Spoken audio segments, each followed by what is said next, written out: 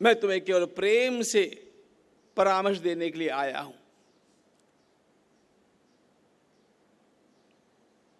हम महाभारत क्यों सुन रहे हैं?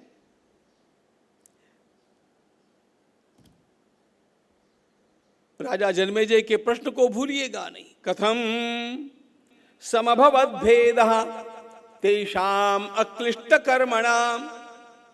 मतभेद निर्माण होते कैसे हैं, मतभेद बढ़ते कैसे हैं, इन मतभेदों को रोका जा सकता कैसे है,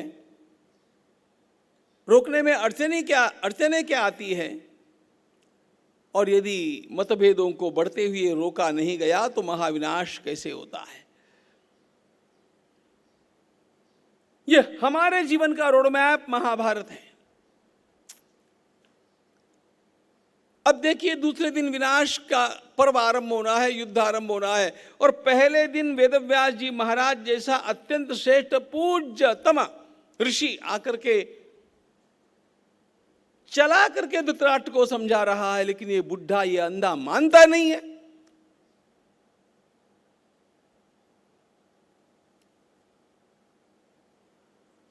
इतना उपदेश करने के पश्चात अरे कोई भी पिघल जाता। धृतराष्ट्र ने क्या कहा पता है? महाराज, मैं आपको प्रणाम करता हूं, आपके बारे में मेरे मन में बड़ी श्रद्धा है, लेकिन मुझे तो ऐसा ही लगता है कि जो होना है वो तो होकर के ही रहता है, विधाता भी उसको टाल नहीं सकता।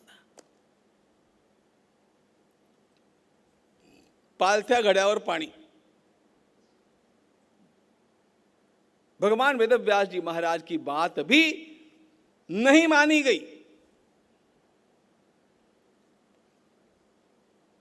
ध्यान में ये लीजिए, महाभारत का खलनायक दुर्योधन नहीं है, महाभारत का सच्चा खलनायक ये धृतराष्ट्र है। धृतराष्ट्र इस बात को मान्य कर लेता है तो दुर्योधन की कोई मजाल नहीं।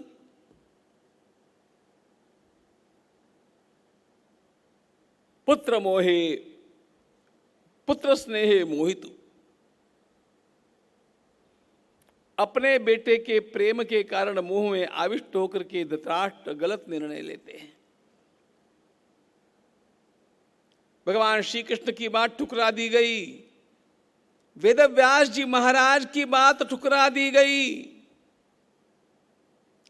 अब बताइए, युद्ध के लिए विकल्प क्या रह गया?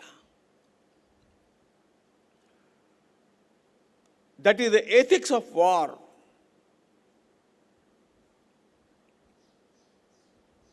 शांति से भगवान वेदव्यास जी महाराज ने कहा, ठीक है राजन, मैं चलता हूं।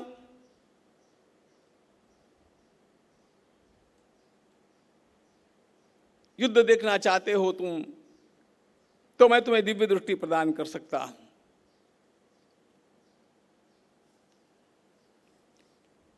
धृतराष्ट्र ने कहा, जन्म भर में अच्छा कुछ देखा नहीं, अब जीवन के अंतिम पर्व में ये मार काट काय को देखूं? मुझे नहीं चाहिए कोई दिव्य दृष्टि, लेकिन मेरे मन में उत्सुकता तो है, इसलिए आप दिव्य दृष्टि संजय को दीजिए। दिव्य दृष्टि से संजय देखेगा और मुझे सुनाता रहेगा, मैं सुन लूंगा। भगवान वेदव्यास जी महाराज ने वह कृपा संजय के ऊपर की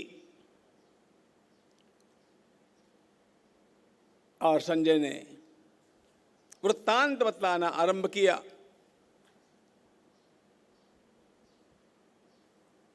धृतराष्ट्र ने पूछा, क्या हुआ संजय? आगे, धर्म क्षेत्रे कुरुक्षेत्रे समवेतायुत्सवः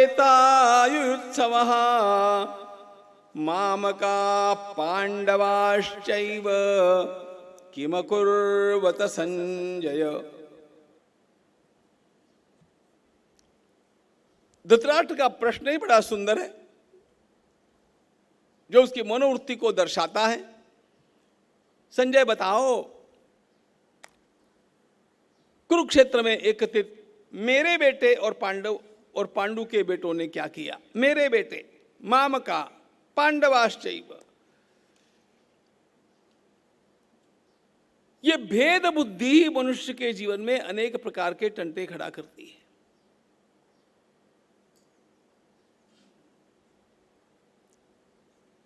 इसलिए जीवन में अपनी दृष्टि को अधिकाधिक अभेदमयी बनाते जाना ही साधना है, ध्यान रखना।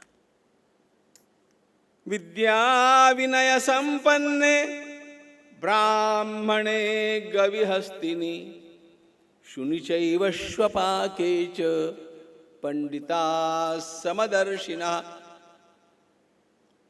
सारा भगवत गीता का उपदेश इस बात को लेकर के है। धृतराष्ट्र के दिल में जमी हुई बात, मेरे बेटे अलग, वो पांडु के बेटे अलग।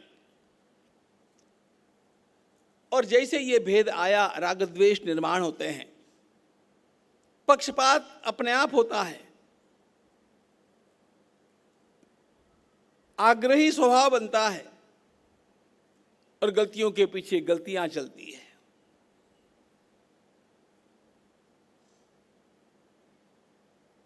इसलिए संसार को परमात्मा का विलास मानो। देखो, ये 4 दिन का खेल है। कोविड ने हम लोगों को बहुत कुछ सिखा दिया है। बात करते करते लोग चले गए, देखते देखते लोग चले गए, नहीं जाएंगे ऐसा लगता था, वो भी चले गए। सारे सपने धरे के धरे रह गए।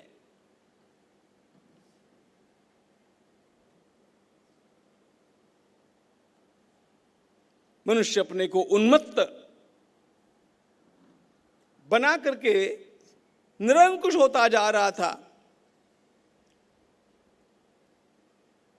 कोविड की महामारी ने मनुष्य की सीमा क्या है बतला दी, उसके पुरुषार्थ की मर्यादा क्या है सिखा दी।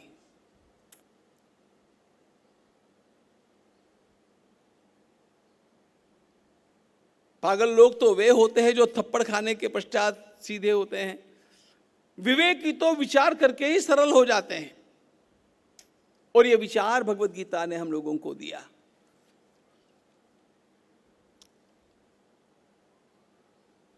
कितनी सुंदर बात ज्ञानेश्वर महाराज कहते हैं, हे विश्वची माझे घर ऐसी मती दयाची स्थिर किम बहुना चराचर आपण जाह। अरे कौन मेरा कौन पराया।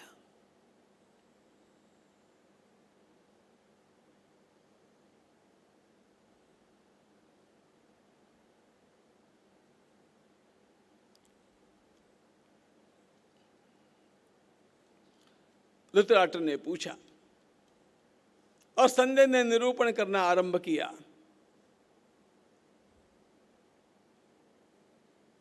कुरुक्षेत्र के प्रांगण में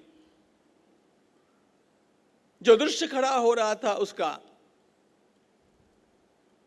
जो वर्णन हम लोग यहां से श्रवण करते हैं,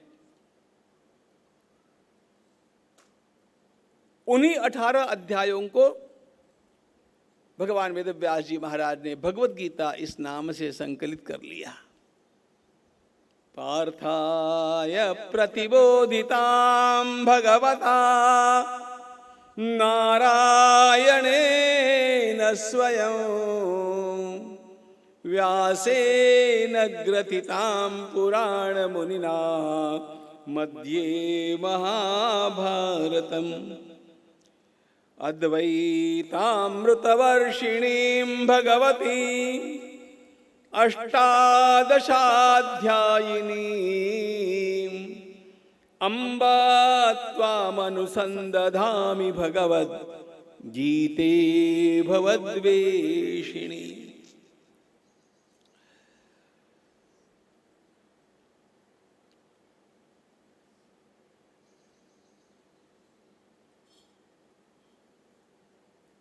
यह गीता शास्त्र साक्षात भगवान श्री कृष्ण की वाणी। और इसलिए हमारी परंपरा ने एक बात मान्यता के साथ ग्रहण की है कि मनुष्य अपने जीवन में अन्य कुछ पढ़े चाहे न पढ़े, लेकिन गीता अवश्य पढ़े, गीता पढ़े बिना न रहे। गीता सुगीता कर्तव्या किमन्यै शास्त्र विस्तरैः या स्वयं पद्मनाभस्य मुख पद्मात् विनिस्तृता।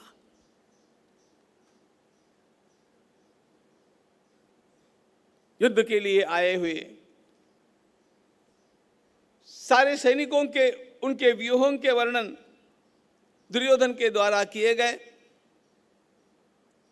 इधर शंखनाद हुआ, भगवान स्वयं अर्जुन के दिव्य रथ को लेकर के कुरुक्षेत्र के प्रांगण में सारथी के रूप में पधारे हैं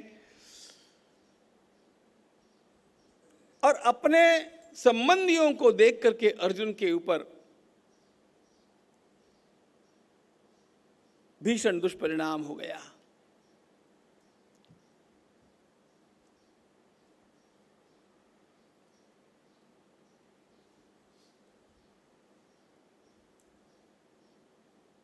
अर्जुन ने कहा, केशव मैं क्या देख रहा हूं?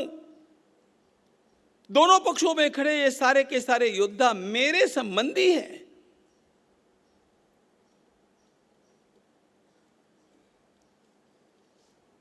कोई भी मारा जाए वो हमारा ही है ना। और इसका परिणाम क्या होगा? कितने युवक मारे जाएंगे, कितनी विधवाएं खड़ी होगी, कैसा अनाचार निर्माण होगा, कैसे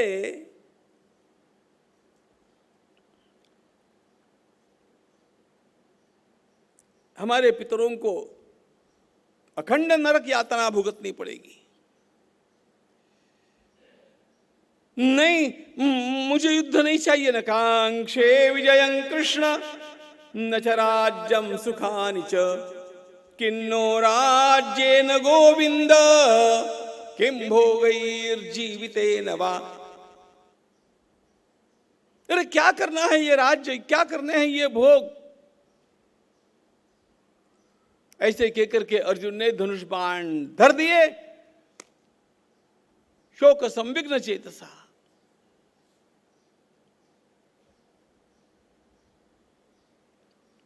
अपने हाथ से सिर पकड़ करके बैठ गया। घोषित कर दिया, मैं युद्ध करने वाला नहीं हूं। न योत्स्यति गोविंद मुक्त्वा तूष्णीं बभूवः।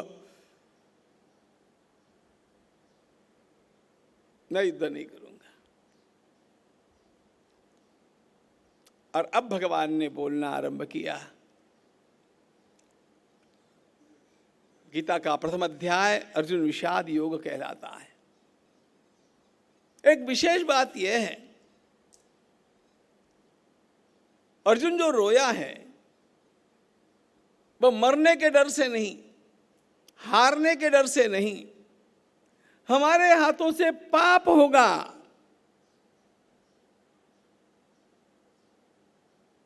और ये पाप करना ठीक नहीं है। इसका परिणाम जीव को भुगतना ही पड़ता है।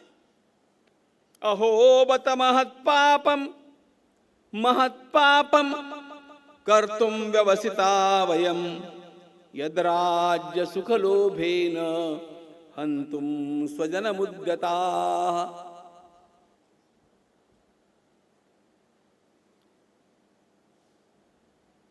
अर्जुन का सद्भाग्य यह है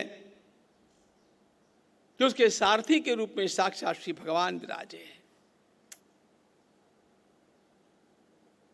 अर्जुन जैसा भाग्यवान तो संसार में कोई नहीं, ऐसा हमारे संत श्री तुकाराम महाराज कहते हैं। धन्य अर्जुनाची भक्ति, जाचा सारथी भगवान, ध्वजस्तंभ हनुमान।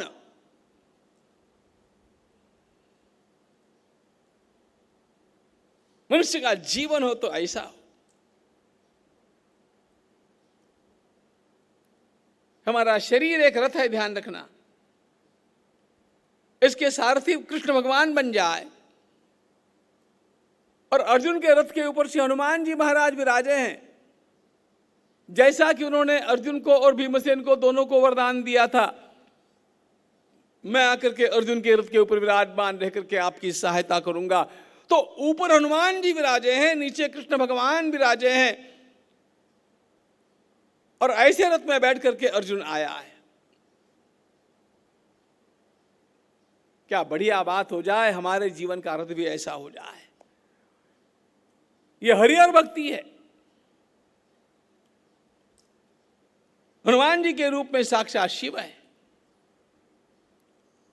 कृष्ण के रूप में साक्षात नारायण है, और नर अर्जुन के रूप में जीव है हम।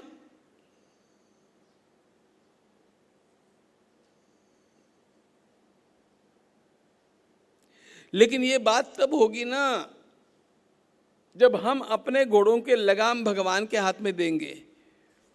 अर्जुन ने तो दे दिए। हमारे मन के लगाम वासुदेव के हाथ में है कि वासना के हाथ में है, राम के हाथ में है कि काम के हाथ में है। हमारे जीवन का उद्देश्य भगवान है कि भोग है। इन सारी बातों से निर्धारण होता है हमारी जीवन यात्रा का अंतिम पड़ाव कैसा होगा।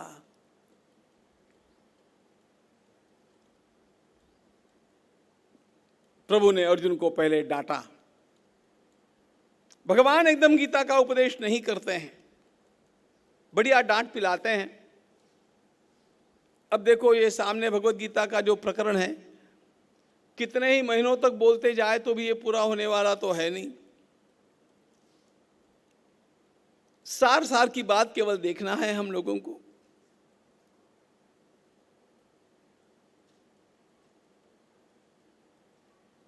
सबसे पहली बात भगवान ने डांटा है अर्जुन को, क्लैब्यम स्मगम पार्थ, क्या नामर्थ जैसी बात करते हो। स्वामी विवेकानंद को यह श्लोक बड़ा प्रिय था, क्योंकि यह श्लोक पुरुषार्थ की जागृति करने वाला है। Never lose your confidence. Arjun का आत्मविश्वास चला गया, और ध्यान रखना वो हार ही जाता है जिसका विश्वास चला गया है। If wealth is lost, nothing is lost. If health is lost, something is lost.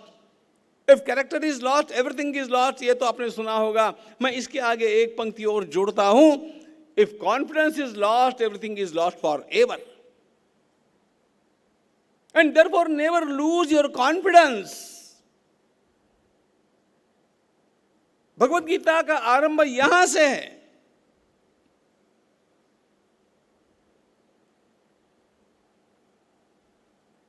Arjun ने स्वयं अत्यंत व्याकुल होकर के अपने गुरुदेव और अपने दादाजी इनका उल्लेख करते हुए कहा, नहीं केशव, इनके साथ युद्ध करना मुझे तो संभव नहीं है, मेरे ध्यान में नहीं आता है कि मैं क्या करूं।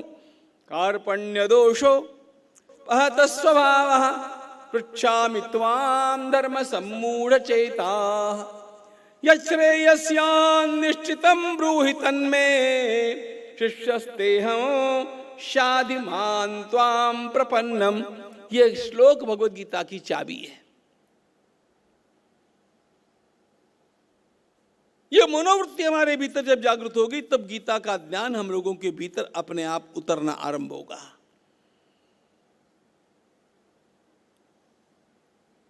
पहले अध्याय का अर्जुन अपने को ज्ञानी मान करके बात करता है, और दूसरे अध्याय के 7वें श्लोक में आकर के अर्जुन यह कह देता है कि मैं तो मूढ़ हूं, मेरे ध्यान में नहीं आ रहा है क्या करना है।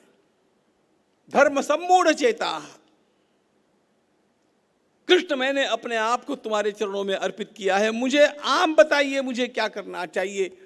और जब तक इस प्रकार का समर्पण अर्जुन नहीं करेगा तब तक भगवान जानते हुए भी उसको उपदेश नहीं करेंगे।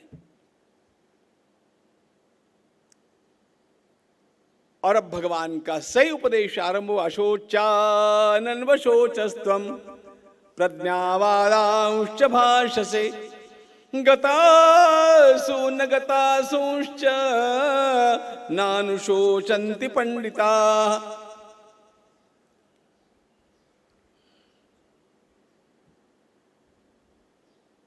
भगवत गीता के आरंभ में ही भगवान के द्वारा जो उपदेश का आरंभ हुआ है वह अत्यंत ऊंचे सिद्धांत है। आत्मा की अमरता, शरीर की अनित्यता,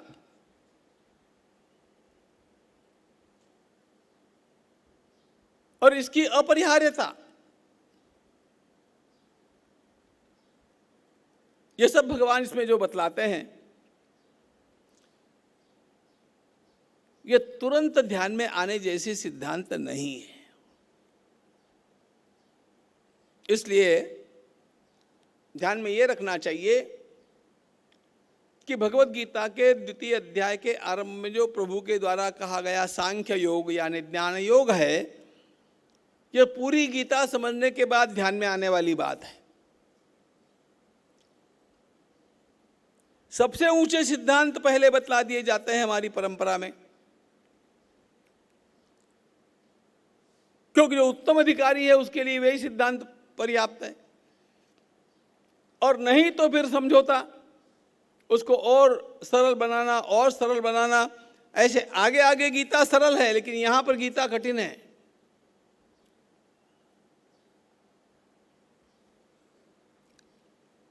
इसलिए जो लोग ज्ञानेश्वरी पढ़ना आरंभ करते हैं, दूसरे अध्याय में आकर के पहुंच जाते हैं ना, वे एक बात बाद में ध्यान में ये ले लेते हैं कि ये ज्ञानेश्वरी है ना, कि पूजा करने का ग्रंथ है भाई, अपने तो पल्ले पढ़ने की बात है नहीं। आगे चल करके बहुत सरल बातें हैं, लेकिन ये सिंहमुखी गाय, ये व्याघ्रमुख है। इसलिए मेरी स्वयं की धारणा ऐसी होती है कि गीता का पाठक्रम भले जो है वो है, गीता का अर्थक्रम कुछ और होना चाहिए। गीता का अध्ययन अन्य क्रम से किया जाना चाहिए, अब वो आज का विषय नहीं है अपना। इसी दूसरे अध्याय में भगवान कर्मयोग का वर्णन करते हैं। अपनी बुद्धि को स्थिर कैसे किया जाए, इसके लिए स्थितप्रज्ञ दर्शन बतलाते हैं। मनुष्य के पतन का कारण उसके द्वारा किया जाने वाला विषयों का चिंतन है। ध्यायतो विषयान् पुंसा संगस्तेषु उपजायते, संगात आदि आदि भगवान बहुत सुंदर बातें बतलाते हैं। अर्जुन कर्म से भागना चाहता है। प्रभु ने कहा कर्म तो छूट ही नहीं सकता है मनुष्य का। न कर्म लिप्यते नरे, कर्म करके भी कर्म का किसी प्रकार का परिणाम मेरे अंतःकरण पर न हो, इसलिए अपने को कैसे निस्संग बनाना चाहिए। विहित कर्म निरीच्छ भाव से और फलाकांक्षा रहित होकर के किए जाए तो अपने आप समाज की, परिवार की व्यवस्था भी बनी रहती है और हमारा भी वह पतन होता नहीं जो आसक्ति के कारण होने की संभावना होती है।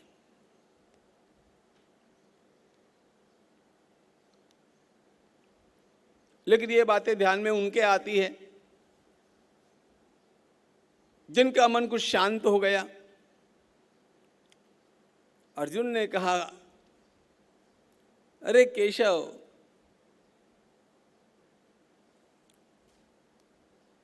न चाहते हुए भी हम लोग गलतियां करते हैं।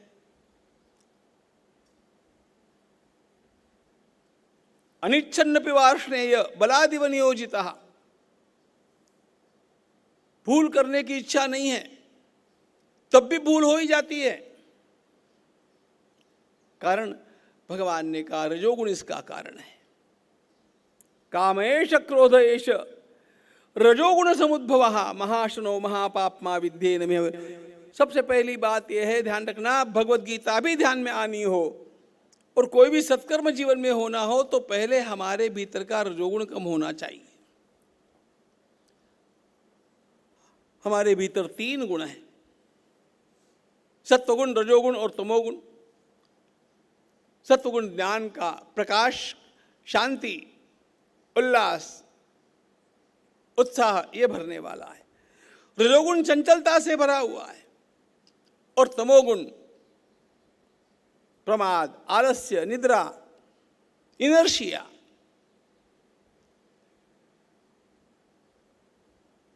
उत्तम बात यह है कि मनुष्य अपने जीवन में तमोगुण के प्रभाव को कम करे, रजोगुण के प्रभाव को भी कम करे, और जितना अधिक बन सकता है सात्विक बनता जाए, उसके लिए ध्यान योग का अभ्यास है,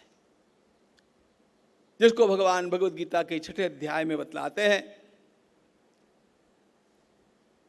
शुचौ देशे प्रतिष्ठाप्य स्थिरमासनमात्मनः नात्युच्छ्रितम नातिनीचम चैलाजिन कुशो। कैसे उत्तम सादे आसन के ऊपर विराजमान होकर के रोज रोज अपने चित्त को एकाग्र करने का प्रयास करने वाला अपने मन को जीत लेता है, ये प्रभु ने सिखाया। लेकिन हाँ, ये वो करेगा जो अपने जीवन को संतुलित बना करके रखेगा। युक्ताहार विहारस्य युक्त चेष्टस्य कर्मसु। देखो, संतुलन ही योग है। Avoid all extremities, keep balance, that is योग। यही गीता की दृष्टि है। अर्जुन ने आपत्ति उठाई कि नहीं, मन एकाग्र नहीं हो सकता। भगवान ने कहा अवश्य होता है, अभ्यासेन तु कौन्तेय वैराग्येन च गृह्यते। रोज रोज करने पर प्रयास सफल होता ही है, और यदि अभ्यास अधूरा रह गया तो भी किया हुआ योगाभ्यास नष्ट नहीं होता है। अर्जुन, उसका अगला जन्म बड़ा श्रेष्ठ होता है। शुचीनाम श्रीमतांगे योग भ्रष्टो भिजायते अथवा योगिनामेव कुले भवति धीमताम।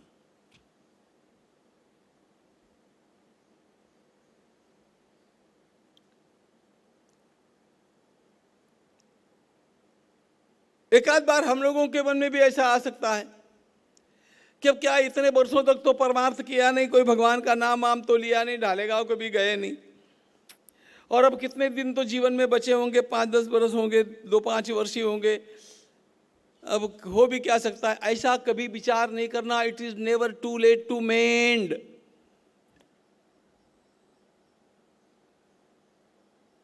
भगवान भगवद गीता में कहते हैं, थोड़ा सा भी बचा हुआ समय यदि परमार्थ में लगाया जाता है तो वह व्यर्थ नहीं होता है, उसका उपयोग अगले जन्म में होगा, लेकिन होकर के रहेगा। बहुत संभव तो यही है कि इसी जन्म में होगा, नहीं हुआ तो भी वो व्यर्थ नहीं जाएगा। यहां पर प्रभु के श्रीमुख के श्लोक बड़े सुंदर हैं।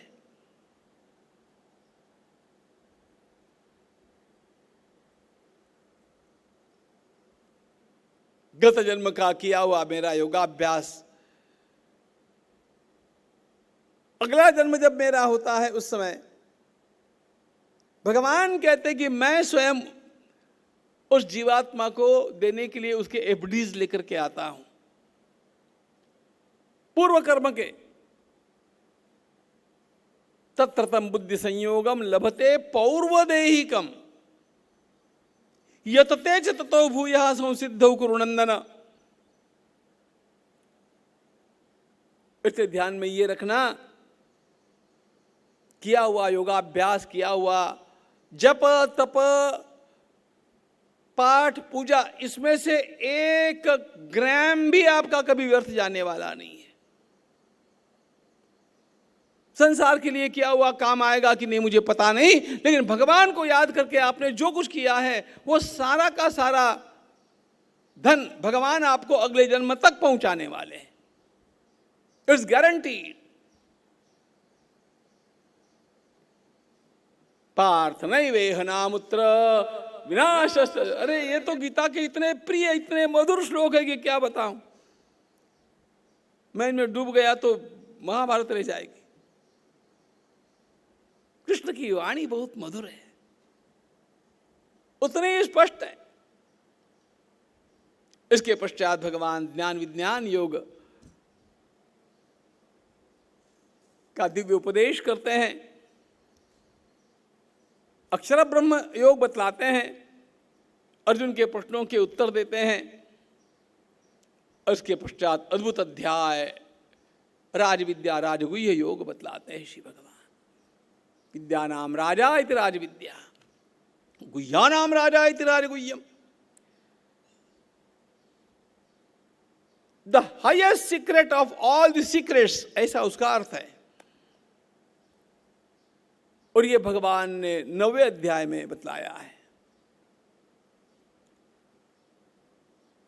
इसमें प्रभु संतों का वर्णन करते हैं, सततम कीर्तयन्तो माम यतन्तश्च दृढ़व्रताः नमस्यन्तश्च मां भक्त्या नित्ययुक्ता उपासते।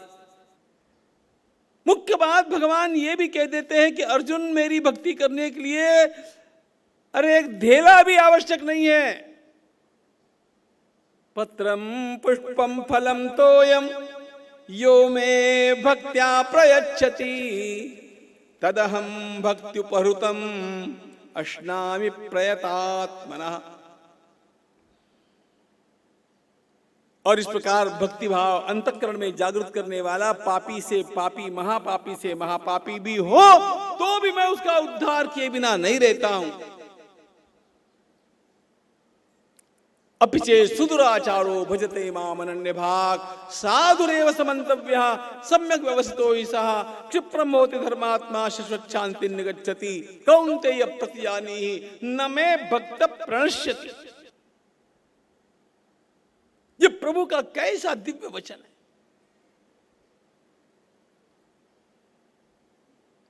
इसलिए भगवान कहते कुछ नहीं करो अर्जुन, बस अपना मन मुझ में लगा दो। मन मना भव मद भक्तो मदयाजी मान नमस्कृत।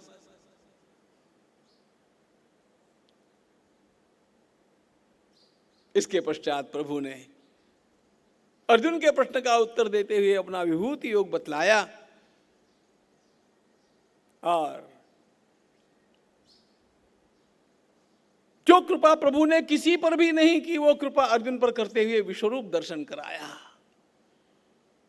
तब पता चला अर्जुन को कि जिसे मैं अपना सारथी मान करके बैठा हूं वो कृष्ण सामान्य कृष्ण नहीं है, वो साक्षात इस विश्व को निर्माण करने वाली दिव्य प्रचंड शक्ति है।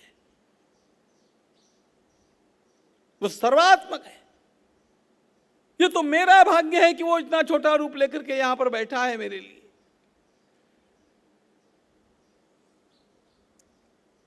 अब अर्जुन डरा। सखेति मत्वा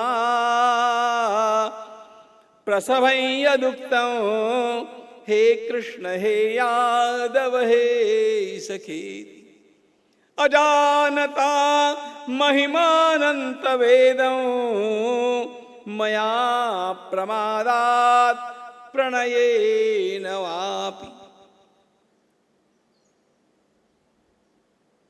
प्रभु ने कहा अर्जुन, केवल तुम्हारे प्रेम के कारण मैंने ये सब तुम्हें दिखाया।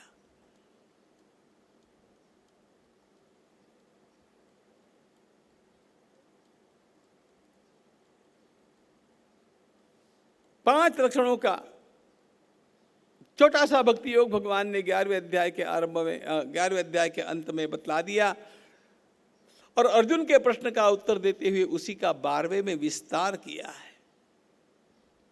मत कर्म कृन मत परमो मत भक्त संग वर्जितः निर्वैर सर्वभूतेषु यस्य मामेति पांडव। ये 11वें अध्याय का अंतिम श्लोक है और इसी को लेकर के अर्जुन ने 12वें अध्याय के आरंभ में प्रश्न किया और प्रभु ने सगुण साकार भक्ति का अतीव दिव्य वर्णन करते हुए कैसे गुण विकास अपने जीवन में होना चाहिए इसका मार्ग प्रशस्त किया।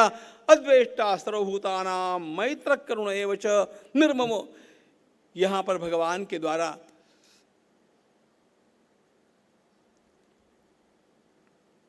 उनचालीस गुणों की सूची दे दी गई। हमारे जीवन में इन गुणों का विकास करना ही भक्ति है। Day by day in every way I shall become better and better. Bhakti is the art of continuous betterment. हमारा जीवन परिष्कृत होता जाए निरंतर, वो गुणों से सजता जाए।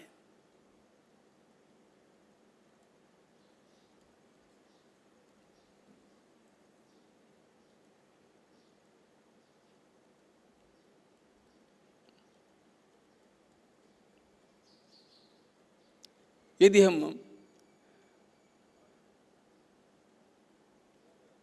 अपने भरोसे गुणों का विकास न कर सकें तो भगवान से याचना करें।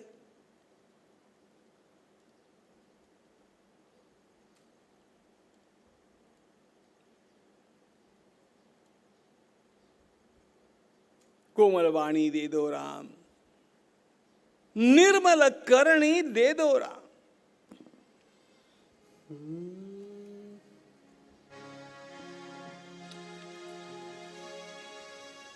राम राम राम जय राजा राम, पावन भिक्षा दे दो राम। राम राम जय राजा राम, पावन भिक्षा दे दो राम। कोमल वाणी दे दो राम, निर्मल करणी दे दो राम। कोमल वाणी दे दो राम, निर्मल करणी दे दो राम। प्रासंगिक मति दे दो राम, चतुराई भी दे दो राम। प्रासंगिक मति दे दो राम, चतुराई भी दे दो राम। राम राम जय राजा राम, पावन भिक्षा दे दो राम। राम राम जय राजा राम, पावन भिक्षा दे दो राम। हितकारक जो दे दो राम, जन सुख कारक दे दो राम। हितकारक जो दे दो राम, जन सुख कारक दे दो राम। इंगितज्ञता दे दो राम, बहुजन मैत्री दे दो राम। इंगितज्ञता दे दो राम, बहुजन मैत्री दे दो राम। राम राम जय राजा राम, पावन भिक्षा दे दो राम। राम राम जय राजा राम, पावन भिक्षा दे दो राम।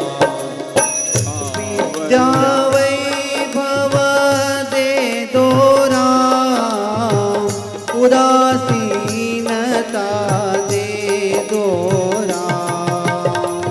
विद्या वैभव दे दो राम, उदासीनता दे दो राम। अयाचनाव्रत दे दो राम, मैं न जानू वह दे दो राम। अयाचनाव्रत दे दो राम, मैं न जानू वह दे दो राम।